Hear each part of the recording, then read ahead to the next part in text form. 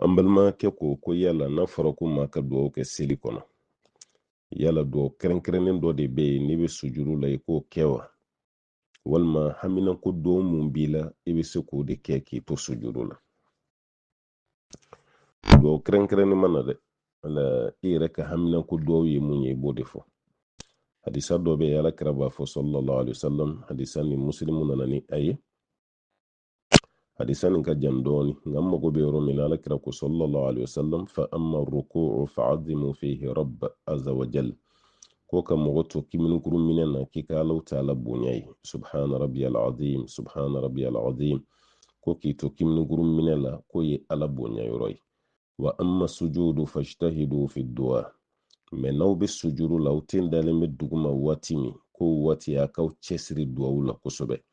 Fa qaminun an yustajaba lakum, ka kan aw ka jaabi o waati, wala a bɛnnen bɛ aw ma o waati Alahu Taala k'aw jaabi. O kɔrɔ k'i to sujuru la i bɛ duwawu kɛ. Bon a kɛra seli sujuru fɛn o fɛn ye, arakan fɔlɔ sujuru, arakan laban sujuru, k'i to sujuru kɔni na i bɛ duwawu kɛ. Wala parce que dɔw b'u ta kɛrɛnkɛrɛn dɔrɔn sujuru laban, tenda duguma laban ale b'a ka duwawu de kɛ o kɔnɔ. Wala ale b'a ka duwawu de kɛ o kɔnɔ, ale tɛ sɔn ka a kɛ tenda fɔlɔ mais cɛmancɛ taw la fo ten bɛ da duguma waati laban min na ale b'a ka duwawu kɛ o de kɔnɔna la.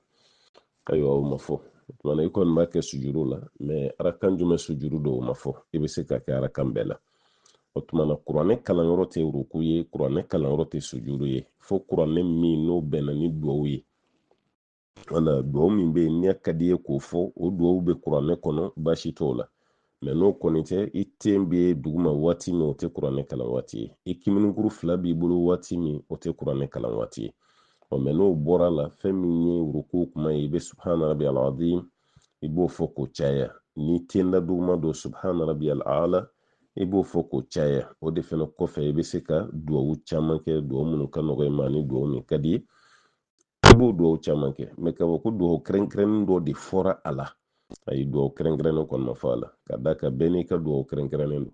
Kira ka hadisa wɛrɛ bɛ yen sallallahu alaihi wasallam ko suntigɛ waati ko ye duwawu jaabi kuma ye. Yɔrɔ wɛrɛ la ko mɔgɔ sunnen fo ka taa se sun tigɛli ma ni Ala wele ko Ala b'i jaabi. Suntigɛ waati o fɛnɛ fɔra ko fɛnɛ ye duwawu jaabi kuma ye. Bon yala i bɛ duwawu jumɛn fɔ, duwawu kɛrɛnkɛrɛnnen tɛ dɛ. Ala laadala suntigɛ duwawu kɔni bɛ yen k'a fɔ ko ayiwa minɔgɔ talen filɛ nin fasaw magara bɔsara sabatira, olu bɛ yen quoi, n'o de ye dhahaba zɔnɔ wabtalatil uruq wa thabata al ajru insha Allah n kan t'o ma.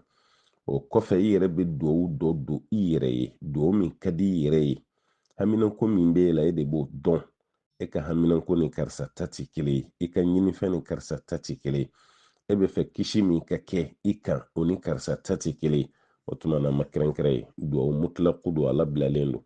I yɛrɛ de b'a lajɛ ni mun nɔgɔyara i ma i yɛrɛ b'o fɔ, ni masaba Ala sɔnna i ka duwawu ninnu bɛ jaabi. O tuma na fɛn min ye sujuru ye mɔgɔ bɛ duwawu k'a kɔnɔ, Alakira ka kuma b'a la sallallahu alaihi wasallam ko a ka kan a bɛnnen don k'a fɔ k'i ka duwawu ka jaabi olu waatiw la. Wala i ka duwawu ka jaabi olu waatiw la. O tuma na i b'a kɛ sujuru yɛrɛ dɔrɔn fana tɛ, i tilalen seli yɛrɛ fana na o fana waatiw ye duwawu jaabi kuma ye, walima i ka tahiya laban yɛrɛ i bɛ duwawu k'i yɛrɛ ye, o fana ye duwawu kɛ yɔrɔ dɔ ye, salamu bilalen duwawu fana kɛ yɔrɔ don, duwawu kɛ yɔrɔ don i yɛrɛ ye fana. An degelen don laadala duwawu mun na ni salamu bilara an ka farida seli la an b'an bolo fila kɔrɔta an bɛ duwawu kɛ. Bon olu kɔni ma ye Alakira la alayhi salatu wasalam, dɔnnikɛla fan caman bɛ mun kan o bɛ bɛn nafila de la mais a faridalama ko ma ye Alakira la. Bon kɔrɔ tɛ k'a fɔ i tɛ duwawu kɛ dɛ, mais an degelen don a laadalama mun na bɛɛ lajɛlen bɛ jɛ k'i bolo kɔrɔta ɲɔgɔn fɛ, an b'a fɔ alifatiha an bɛ duwawu kɛ an b'o mun an bɛ tila ka dɔ wɛrɛ fɔ. O tiɲɛ yɛrɛ la an kɔni ye dalilu ɲini o la, an sen n'an bolo la an ma dalilu ye o la fiyewu. K'a fɔ ko ni seli kun banna Alakira ni sahabaw sallallahu alaihi wasallam o kun bɛ jɛ ka duwawu dɔ kɛ ɲɔgɔn fɛ. Jama bɛ jɛ k'u bolo kɔrɔta, dɔ bɛ duwawu kala o b'a fɔ alhamdulillahi rabbil alamin, dɔn fana b'a kalan fo siɲɛ 3 ka hakɛ yɛrɛ k'a la. Tiɲɛ na an y'a dalilu ɲini an ma dalilu ye. Dalilu kɔni bɛ mun na o ye sujuru kɔnɔna ye i bɛ ka duwawu kɛ baasi fosi t'a la. Walima seli kɔnɔna na i bɛ ka duwawu kɛ baasi t'o olu fana na, olu kɔni fɔra Alakira fɛ alayhi salatu wasalam, n'o timinandiya ye maa min sɔrɔ i kɔni b'o kɛ. I n'a fɔ an balimamuso min filɛ ka nin ɲininkali kɛ ko yala kɛrɛnkɛrɛnnen dɔ de b'a la wa? An b'a fɔ kɛrɛnkɛrɛnnen t'a la, bɛɛ lajɛlen n'i ka haminako, bɛɛ lajɛlen n'i ka ɲini ta. e haminan ko ni karsa ta te kele kan yinin ta wani karsa ta te kele o tuma ibe ka duwawu ke duwawu mine masa o ye masaba Allah ta'ala ye an ba ɲini Allah fɛ Allah ka hinana kan ka duwawu kele nunu jaabi an ye